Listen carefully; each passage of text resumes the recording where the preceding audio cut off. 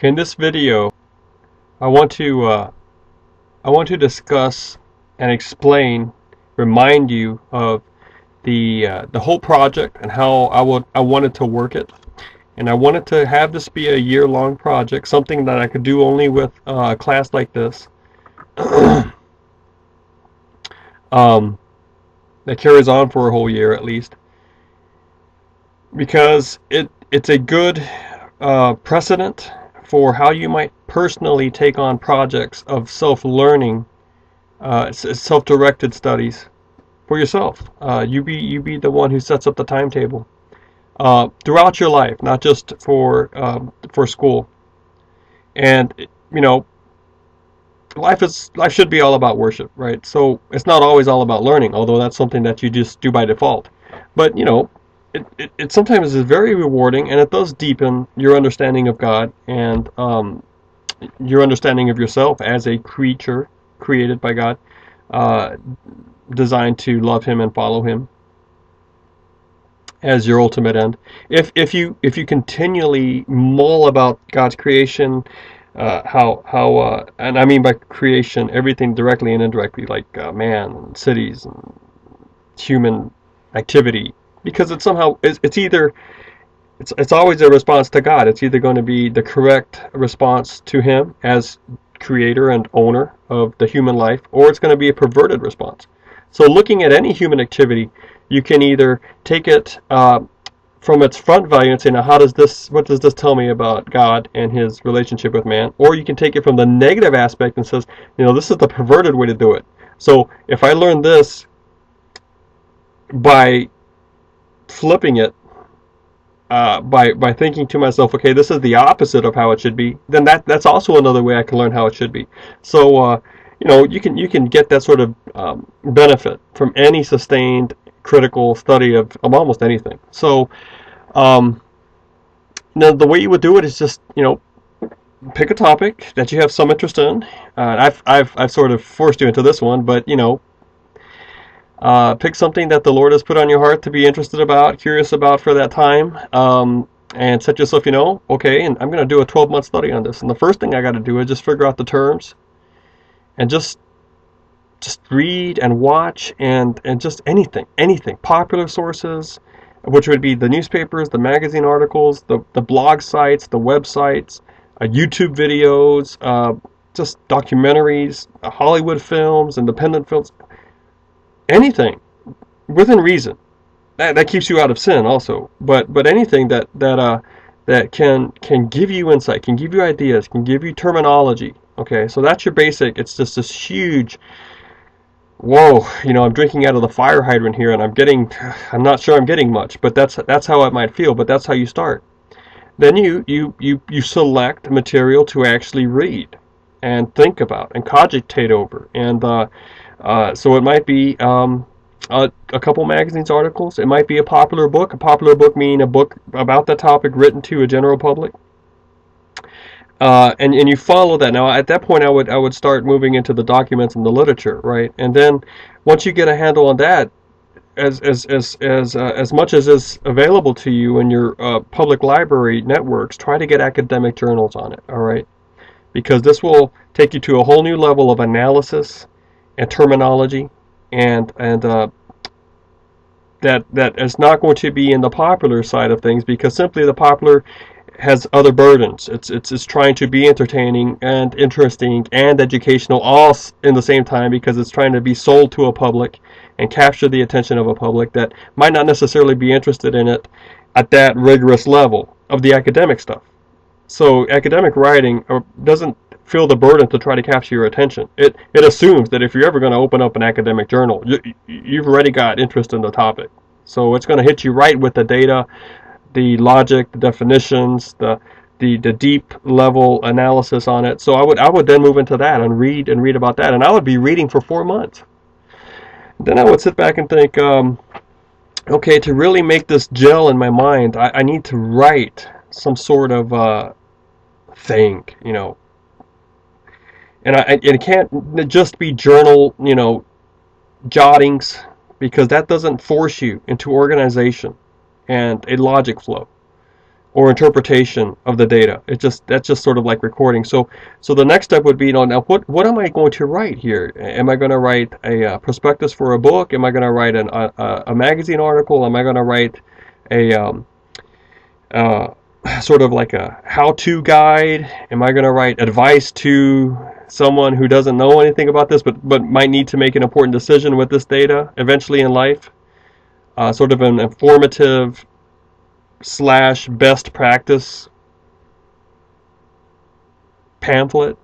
You decide. Be creative. Or a blog. Am I going to do a blog series on this? Sure, why not? But come up with something that's actually a genre or an organized a thing that you're going to actually design and then you can think of it in terms of a first draft, a middle draft, a final draft. Okay, so again, just keeping notes in a notebook wouldn't be enough. Although that's what you could do in the first part of this. As you're learning, thinking, trying to keep track of your ideas. I do all sorts of things. As you've seen me, I've written all over my hands many times. I speak into a recording device in the car. I do have a journal. I don't seem to really be able to use it much because it's always somewhere where I don't want it to be. It's not always right by me. So, but I try to capture that. I have paper I carry around in my pockets that helps me do all that. So, and I always in one pocket I always have a pen and some sticky notes. Okay, so in my own weird way, that's how I do that, because I'm always trying to capture thoughts if I have them that I know, hey, I got to keep this, I got to remember this aspect or this thing to look into or that whatnot. Anyway, then you come down to actually trying to write, and you just think about everything that you've read. Try to find, as you know we've done, move from a general topic to a specific aspect of it, something that's doable. You got to have something that's doable. So if it's this huge topic you took upon yourself to learn about, when you actually come to write about it, you should have a specific area that you can focus on. And remember that the thing is simply to provide closure to the learning experience, and to just in a very physical way to provide closure. At least this is the end thing to do, but also to force yourself to make that final organization and understanding of the information happen in your mind. So, and then also you could just keep it in a folder after that and come back and review it later. So, it's the writing project now, and we've decided, you should write it colloquially. You should document your sources, and you should make that observation or that claim, that thesis, that you, as far as you know, is original to you. That's a perfectly legitimate way to try to finish this up. It doesn't have to always be that way, but doing it that way will remind you of what you've learned well, basically in college, because the type of writing that is privileged most in college is that which makes an original contribution in an argument. There's plenty of other uses for other things, like informative reports and things like that. But the persuasive argument that uses information to try to convince an audience that the author of this document or this presentation, data presentation, has a unique and original observation, claim, whatever, that's the most powerful type of writing that's going to be privileged the most and welcomed the most in a college setting or a postgraduate setting. Still in college, I'm talking about graduate school, for those of you that are looking way ahead. But, so when you're out of college, keeping yourself doing that every now and then will help you remember and turn it into a permanent habit of what you've learned. So that's the whole reason I brought stocks into this thing. It's a perfect topic because a lot of us didn't know anything about it at the beginning, myself included. We're full of good information now, and we're still full of misinformation. Okay, so we've got to be careful with that. But now we've read, I've given you charts, we've looked at the primary data, we've looked at the secondary data. Primary data basically was the charts, okay, and the videos I got of the stock movements and things like that. Secondary data would be articles about the stocks and the stock activities and the people that are involved with them. So that article that compared stockbrokers to psychopaths, that would have been a secondary article, so a secondary source. So we've done the primary, the secondary. We've done a little bit of number crunching ourselves. Remember when I've asked you to pick 10 stocks at random and to pretend you bought them 10 years ago. How much did you spend then? What are they worth now? That sort of stuff. So we were creating information, turning that into a document. Now, all of that is stuff you can use when you write this. Now, in the next video, I'm going to actually work out a plan for how to write what we've been doing. I've been talking to you about this before in class, but I just wanted to have a chance here to again explain what the whole process was like, how it's all a writing process. Even though a lot of it has to be just talking together as a group, thinking together, and reading together, and not even actually picking up a pen for a while. And then, once you get that preparation, that garden seeded and watered, then you can start actually watching the plants come up and tending them and that sort of thing. So now we're going to start writing. All right. That's one of the most important lessons I wish my students could learn. It's counterintuitive, but a good writer is first willing to be a very good reader for half of the task. All right.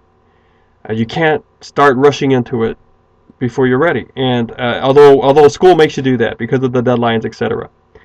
All right, so those are the things I wanted to cover here to remind you of this whole project. How it's it's actually a writing exercise that covers many things that are core to the learning experience. And if mastered, and if you are willing to do this every other year of your life, something like this, you will never stop learning at a very rewarding level.